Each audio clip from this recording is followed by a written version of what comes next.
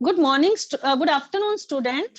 Yesterday we discussed with you multiple choice questions of your exercise chapter 9, and today we in the last lecture we complete our up to 9th तक questions complete हो गए थे हमारे. Today I am taking the 10th question and you will see the 10th question of your multiple choice question जो page number 196 पर आपको given है और हर एक क्वेश्चन मैं सॉल्व कर रही हूं और बड़े ध्यान से आप लोग देखना. द क्वेश्चन इज आपके पास क्वेश्चन गिवन है इफ टू लाइंस. मैं यहाँ पर क्वेश्चन भी राइट कर रही हूँ इफ टू लाइंस और फिर आपको समझाती हूँ giving the example. If two lines are intersected by a transversal intersecting by a transversal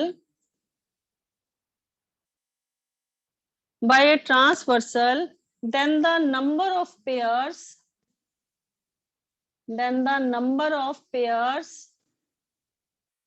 of interior angle on the same side of transversal is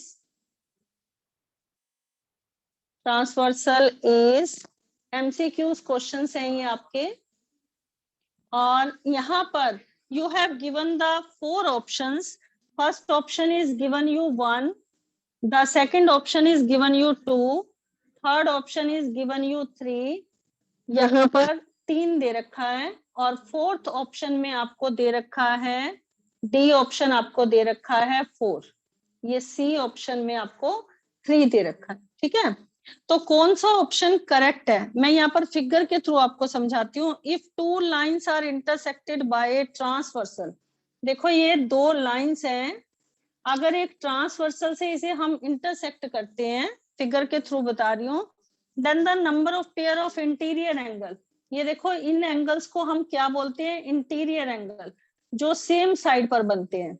ये दोनों एंगल 1 और 2 जो आपका इस साइड पर बना हुआ है, मैं इसे यहाँ पर लिख के बता रही हूँ 1 और 2 और 3 और 4. ये दोनों एंगल आपके किस तरह के एंगल हैं, 1 और 2 और 3 और 4, ये को इंटीरियर एंगल है. और ये कितने एंगल फॉर्म होते हैं, एक तरफ तो इस साइड का ले लो और एक आप इस साइड का ले लो, तो कितने एंगल्स फॉर्म हुए. यहाँ पर ऑप्शन बी जहां पर मैंने अंडरलाइन किया है, 2 को इंटीरियर एंगल फॉर्म हुए. एक तो आपका इस राइट हैंड साइड पर और एक आपका लेफ्ट हैंड साइड पर. तो कौन सा ऑप्शन करेक्ट है, B option is correct here. Okay, I hope आपको ये समझ आ जाएंगे साथ साथ. और 11th क्वेश्चन है आपका, ध्यान से देखो. आपके पास ये फिगर बनी हुई है बुक में, यहाँ पर बुक में एक फिगर बनी हुई है. L parallel to M is given here. L M के पैरेलल है और N ट्रांसवर्सल इसे इंटरसेक्ट कर रहा है. ट्रांसवर्सल N इंटरसेक्टेड, तो you have given the angle. ये एंगल आपको 110 डिग्री दे रखा है और ये एंगल आपको दे रखा है 3x - 40 डिग्री. ओके, तो what you have to find in this question, you have to find the value of x. अब पहले तो ये अगर L लाइन M के पैरेलल है, अगर ये लाइन इस लाइन के पैरेलल है तो एंगल 110 और 3x - 40, ये दोनों एंगल कैसे एंगल है, आपके अपोजिट साइड पर एंगल है. तो अपोजिट साइड के एंगल आपके क्या होते हैं, अल्टरनेट इंटीरियर एंगल.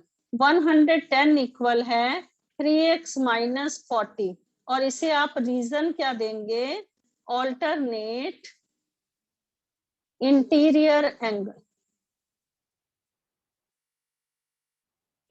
ओके, तो यहां पर अगर मैं 40 को इधर ट्रांसपोज कर दूं तो आपका ये क्या आ जाएगा, 40 को अगर मैं इधर ट्रांसपोज कर देती हूँ तो 110 + 40 इक्वल टू 3x. अगर हम -40 को राइट हैंड साइड पर इधर ट्रांसपोज करते हैं तो आपका ये क्या बन जाता है +40, और 110 में 40 प्लस करेंगे तो इट बिकम 150।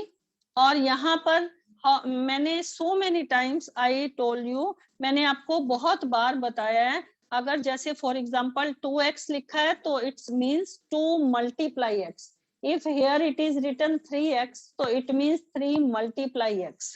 इस 3x का मतलब क्या है 3 मल्टीप्लाई x।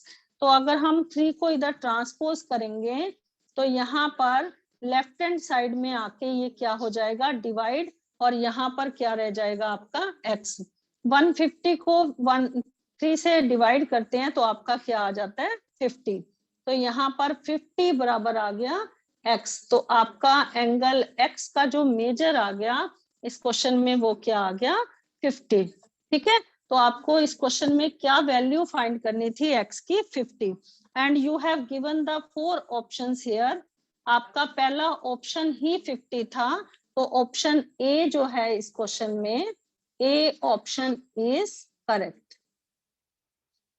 ठीक है, तो यहाँ पर this is your 11th question of your exercise. कौन सा क्वेश्चन है 11th क्वेश्चन है। आज मैं आपको इनके स्क्रीनशॉट भी आपको भेज दूंगी ताकि आप इजिली जो है इन क्वेश्चंस को अपनी कॉपी के ऊपर नोट डाउन कर सको। ठीक है, now I am taking the 12th question. See the 12th question. 12th question में आपको क्या दे रखा है ध्यान से देखना। In the 12th question, you will see in your book also, open the page number 197. 197 page पर you have given one equation, one figure, and in the figure it is given, मैं यहाँ पर figure draw कर दी, L parallel to M। L किसके parallel है M के parallel है, और एक ट्रांसवर्सल N जो है वो उसे इंटरसेक्ट कर रहा है। एन ट्रांसवर्सल क्या कर रहा है इंटरसेक्ट कर रहा है। तो जो एंगल यहाँ पर दे रखा है that is given you 75 degree, और आपको एंगल एक्स की वैल्यू फाइंड करनी है। तो आप कैसे फाइंड करेंगे, मैंने आपको बताया था कि ये वाला एंगल और ये वाला एंगल इन दोनों का यहाँ पर कोई रिलेशन नहीं है। अगर यहाँ पर आपको गिवन होता, ये यहाँ पर गिवन होता, तो तब आपका ये दोनों एंगल इक्वल होते और आप इन दोनों एंगल को कह देते ऑल्टरनेट इंटीरियर एंगल। ये एंगल आपका 75 है, तो पहले हम इस क्वेश्चन में क्या फाइंड करेंगे, जहां पर मैंने यहाँ पर रेड मार्क किया है एंगल 1 फाइंड करेंगे। एंगल 1 इक्वल टू 75 डिग्री क्यों है ये वर्टिकली अपोजिट्स एंगल है। कैसे लिखेंगे हम इसे, वर्टिकली अपोजिट्स एंगल। एंगल 75 और एंगल 1, क्योंकि L और N आपस में यहाँ पर इस पॉइंट पर क्या कर रहे हैं इंटरसेक्ट कर रहे हैं, तो angle 1 equal to 75 degree vertically opposites angle. तो अब 1 और x का क्या रिलेशन है, ये दोनों एंगल अंदर की तरफ बने हुए हैं, तो इसको हम कहेंगे ये को इंटीरियर एंगल है। कैसे एंगल है ये को इंटीरियर एंगल है। ओके, तो अब अगर हमें x का मेजर चाहिए तो मैं 1 की जगह यहाँ पर क्या सब्स्टिट्यूट कर दूंगी, 1 की जगह 75, यहाँ पर 1 की जगह मैंने 75 लिख दिया, तो x की वैल्यू कितनी आ गई 180 minus 75 that is 105 degree. When you subtract 75 from 180 you will get 105। तो कौन सा ऑप्शन इसमें करेक्ट है, यहाँ पर सी ऑप्शन इस क्वेश्चन का क्या है करेक्ट है। समझ आया आपको ये क्वेश्चन किस तरह से फाइंड आउट करना है, मैं फिर से एक बार बता देती हूँ। एंगल 1 और 75 these are the vertically opposites angle.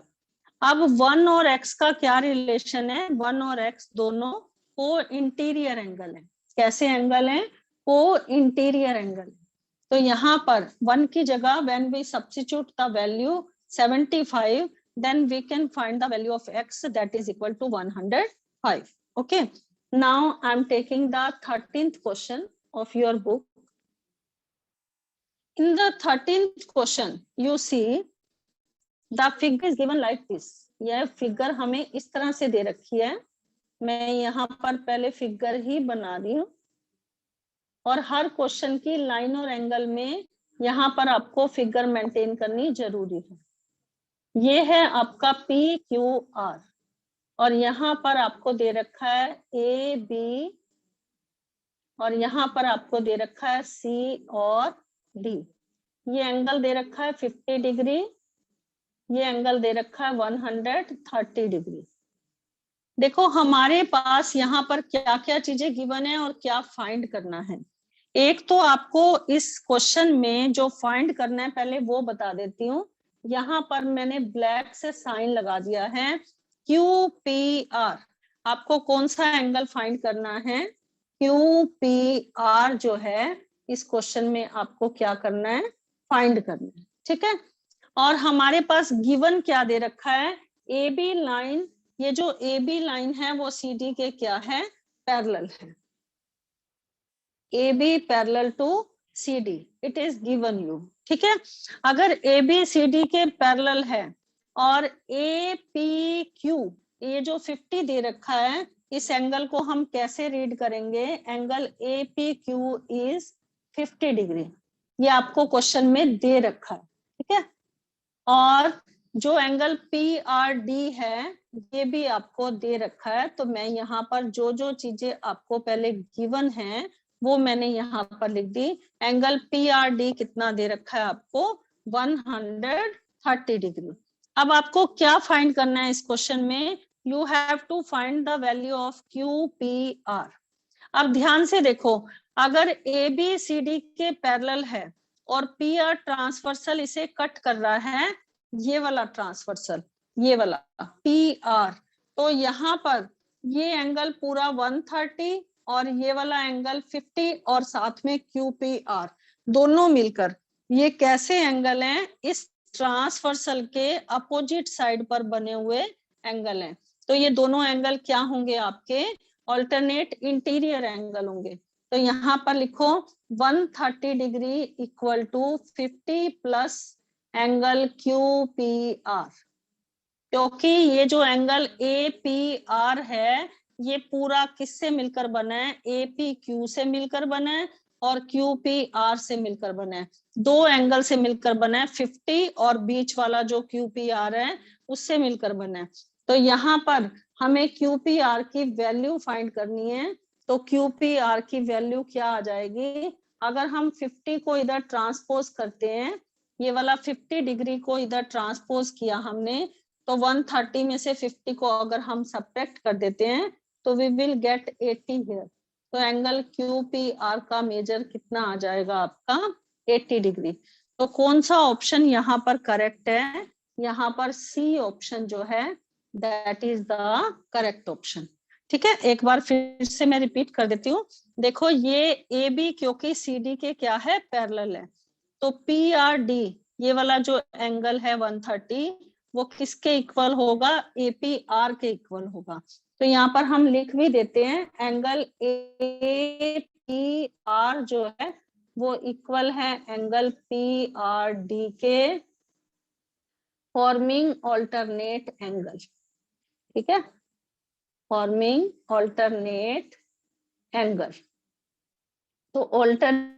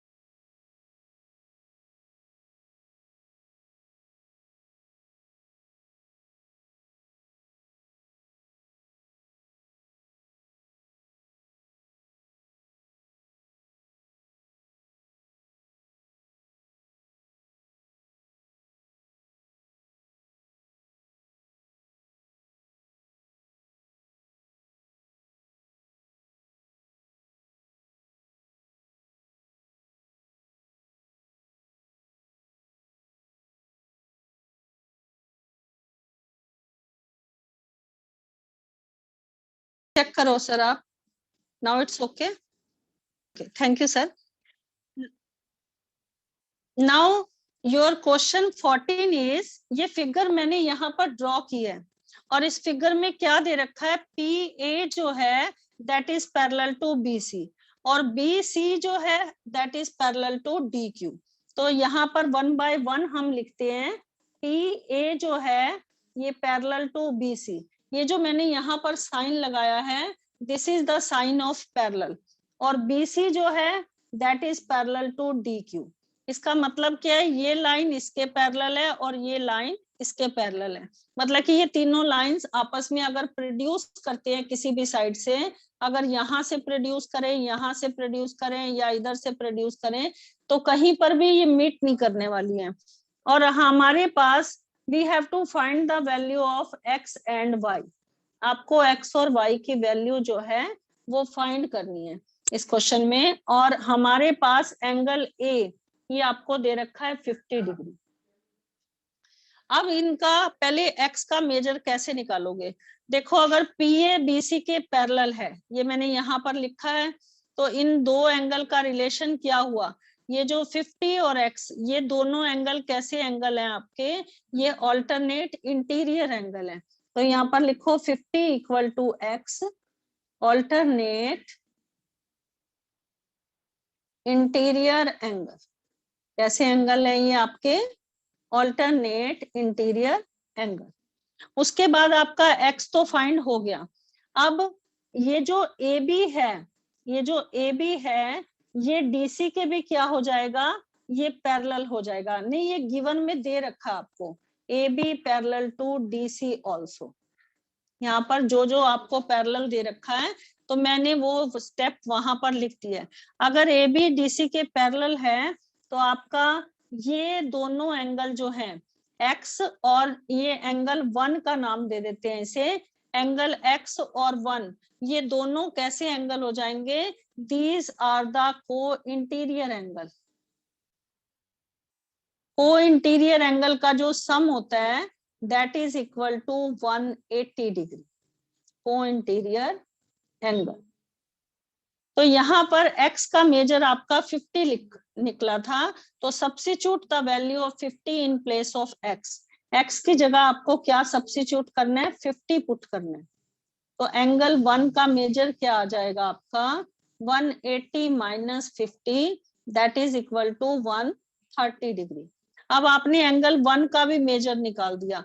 अब आपकी BC लाइन जो है वो DQ के पैरेलल है, ये यहाँ पर मैंने लिखा हुआ है कि BC जो है वो पैरेलल टू DQ आल्सो। तो एंगल 1 और y का क्या रिलेशन है, these are the alternate interior angle. तो यहाँ पर लिखो angle 1 equal to angle y alternate interior angle.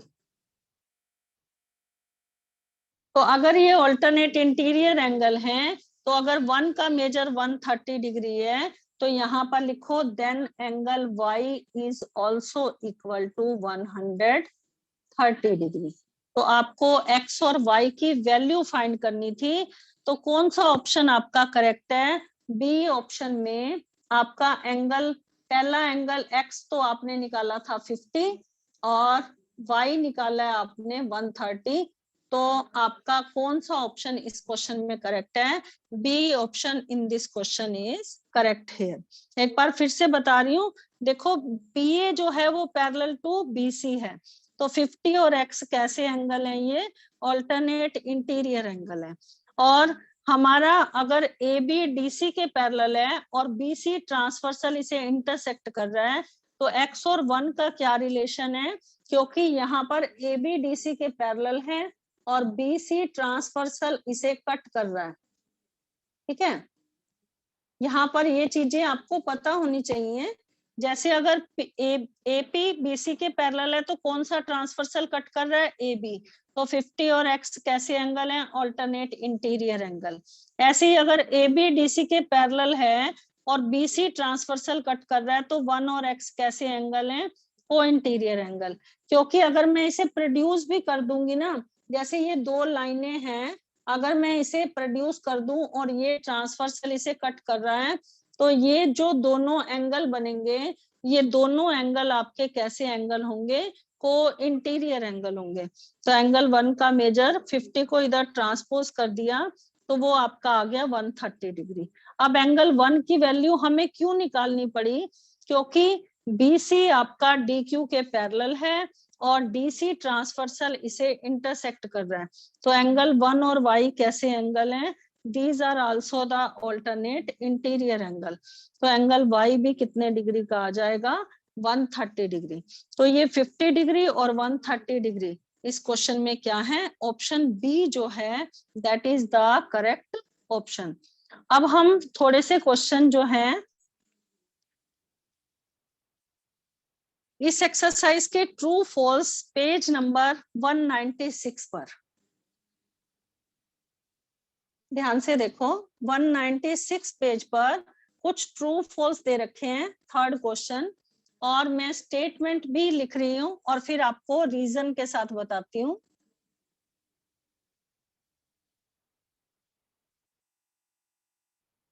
First question है टू ऑब्ट्यूस एंगल, मैं आपको एग्जांपल भी दूंगी इसके। Two obtuse angle can be supplementary, क्या दो ऑब्ट्यूस एंगल सप्लीमेंट्री हो सकते हैं। सप्लीमेंट्री का मतलब क्या होता है, पहले तो आपको ये पता होना चाहिए। देखो सप्लीमेंट्री का मतलब होता है 180, जिन दो एंगल का सम 180 आ जाए उसे हम कहते हैं सप्लीमेंट्री। तो क्या दो ऑब्ट्यूस एंगल, और ऑब्ट्यूस एंगल का मतलब क्या होता है, whose measure is greater than 90। तो if we take, लेट कर लेते हैं, अगर एक एंगल मैंने 100 ले लिया और दूसरा एंगल भी मैंने 100 ले लिया, तो 100 में 100 अगर प्लस किया, क्योंकि ये दोनों कैसे एंगल हैं, ऑब्ट्यूस एंगल है, दोनों ऑब्ट्यूस एंगल है ना। तो अगर मैंने दो ऑब्ट्यूस एंगल का सम किया तो वो आया 200। क्या ये 180 के इक्वल आ रहा है, कोई भी एंगल ले सकते हो, ये तो मैंने एज्यूम किया है। तो क्या 200 आपका सप्लीमेंट्री है, 180 के इक्वल है, तो यहाँ पर लिखोगे no, it is not equal to 180। तो ये सप्लीमेंट्री आपका नहीं है। तो आंसर क्या आ जाएगा, ये आप यहाँ पर लिखेंगे, इसका आंसर आ जाएगा फॉल्स। तो two obtuse angle can be supplementary, यहाँ पर कैन भी लिखा हुआ था कि कैन बी सप्लीमेंट्री, क्या सप्लीमेंट्री हो सकते हैं, नो। तो आंसर इसमें क्या आएगा आपका, फॉल्स आएगा। Now see the second question. Second question है can two acute angle form a linear pair, two acute angle form a linear pair. अब हर एक मीनिंग समझना पहले हर एक चीज का, तब आप लिखना। पहले तो लीनियर का मतलब क्या होता है, मैंने आपको बहुत बार बताया है, लीनियर फॉर्म का मतलब होता है 180 डिग्री। जब when the two adjacent angle sum is equal to, वो स्ट्रेट लाइन फॉर्म करते हैं, तो उनका जो सम होता है that is equal to 180 degree. तो क्या दो एक्यूट एंगल ले लें, एक्यूट का मतलब क्या होता है, now acute angle are those angle, acute angle whose measure is less than, greater than 0 but less than 90, greater than 0 but less than 90। आप ऐसे ट्रू फॉल्स मत लिखना, आपको रीजन भी पता होना चाहिए। तो यहाँ पर लेट कर लेते हैं दो एक्यूट एंगल, दो एक्यूट एंगल को सम करो, कोई भी एंगल जैसे 90 से कम ले लो, जैसे for example I am taking 85 और सेकंड एंगल मैंने ले लिया 80। ये दोनों 85 और 80 कैसे एंगल हैं, एक्यूट एंगल है, both are the acute angle. तो अगर मैंने इसका टोटल किया तो that is equal to 165 degree. तो क्या ये linear pair, two acute angle form a linear pair, no, it is not equal to 180, so it does not form a, two acute angle does not form a linear pair। तो आप इसका भी answer क्या लिखोगे, यहाँ पर false लिखेंगे। समझ आ रहे हैं आपको ये क्वेश्चन, क्योंकि ट्रू फॉल्स में जब तक आपको पूरा रीजन नहीं पता होता तो then you can not write down the true और फॉल्स। ऐसे पूछ के या कॉपी में से याद करके नहीं लिखना, आपको इनका प्रॉपर मीनिंग पता होना चाहिए, then you will write the answer true और false. Now see the third question, third part, third का third part. In the question you have given, मैं यहाँ पर क्वेश्चन लिख रही हूँ, टू ऑब्ट्यूस एंगल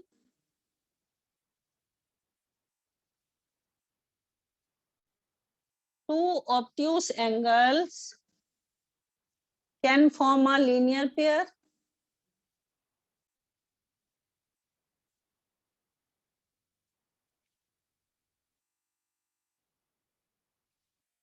क्या दो obtuse angle linear form pair कर बना सकते हैं? ऑब्ट्यूस मतलब whose measure is greater than 90 और can form a linear pair. क्या दो ऑब्ट्यूस एंगल जो हैं can form a linear pair? अब ऑब्ट्यूस एंगल जो हैं वो तो आपको मैंने बता दिया था, यहाँ पर obtuse angle whose measure is greater than 90, ये मैंने आपको बताया था।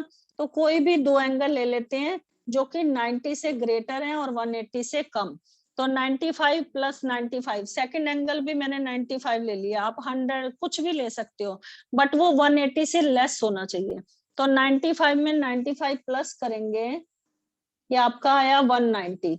और लीनियर पेयर जो बनता है, अभी मैंने लास्ट क्वेश्चन में बताया था, जो लीनियर पेयर बनता है वो इक्वल होता है 180 के। तो क्या 190 दो एंगल का सम 190 180 के इक्वल हो सकता है?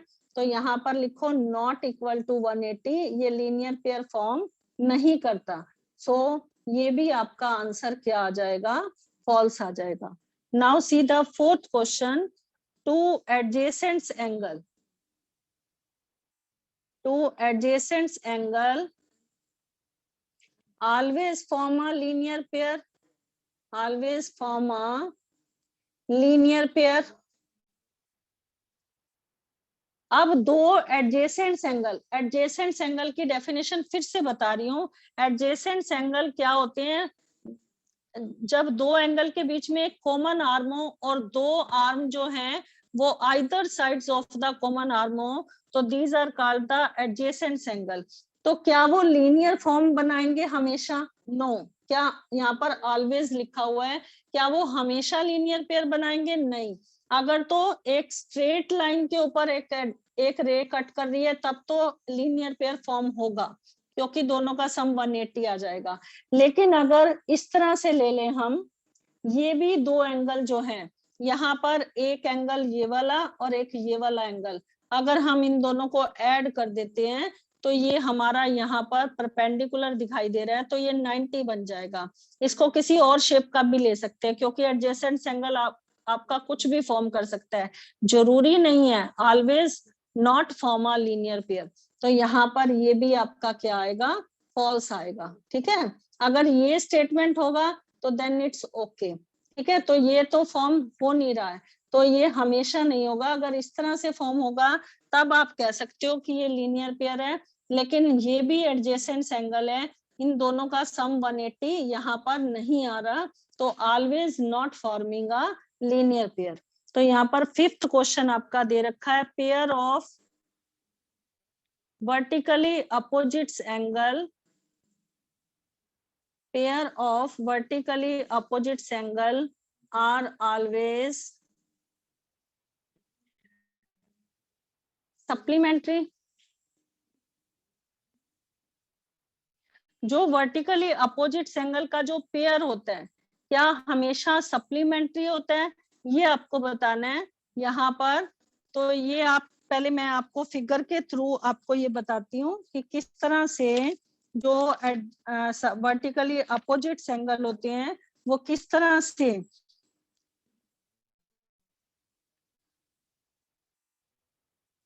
Vertically opposite angle. अब मैंने आपको बताया था कि vertically opposite angle when the two lines intersect at one point, तो वर्टिकली अपोजिट एंगल इस तरह से वर्टिकली अपोजिट एंगल होते हैं।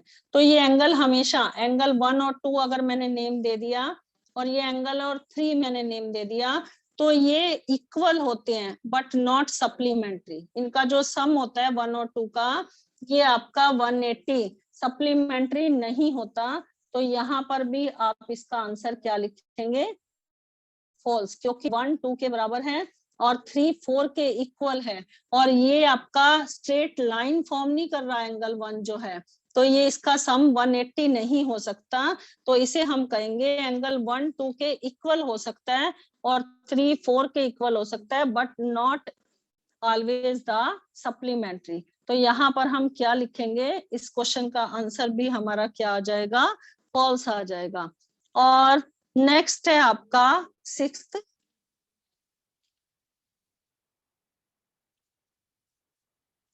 है 30 डिग्री इज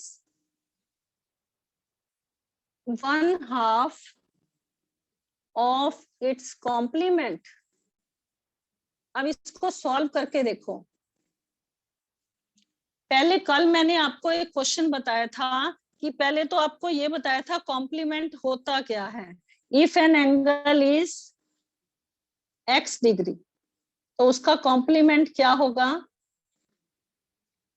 कॉम्प्लीमेंट 90 में से माइनस करते हैं और सप्लीमेंट जो है वो 180 में से माइनस करते हैं अगर कोई एंगल आपको कॉम्प्लीमेंट या सप्लीमेंट निकालना हो। तो 30 degree is 1/2 of its complement. अगर एक एंगल जो है अपने एंगल का 1/2 है उस अपने कॉम्प्लीमेंट का, तो क्या वो 30 डिग्री के इक्वल है? तो आपने पहले इस क्वेश्चन को क्या करना है? सॉल्व करके देखना है। तो यहाँ पर आप इसे सॉल्व करके देखो।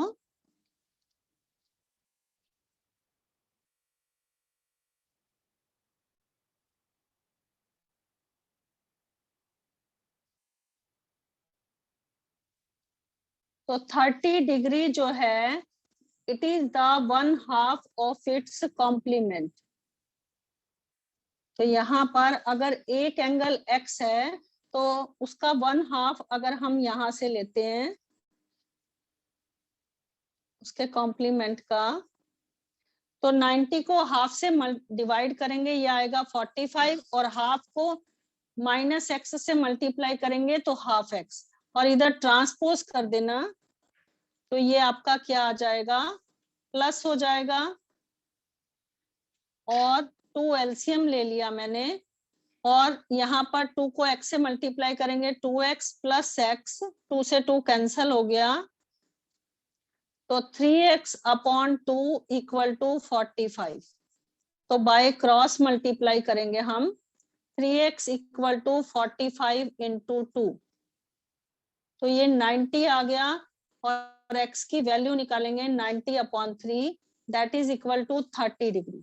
तो यस, तो यहाँ पर ये आंसर जो है ये आपका ट्रू है कि अगर हम उसके कॉम्प्लीमेंट का हाफ करते हैं तो वो एंगल आपस में क्या होते हैं? यहाँ पर इक्वल आ जाएगा। कॉम्प्लीमेंट ये दोनों आपस में इक्वल हो गए तो यहाँ पर हाफ को 90 से मल्टीप्लाई किया 45 और हाफ को x से मल्टीप्लाई किया हाफ x, फिर इसे सोल्यूशन निकाला तो ये ट्रू आ रहा है आंसर।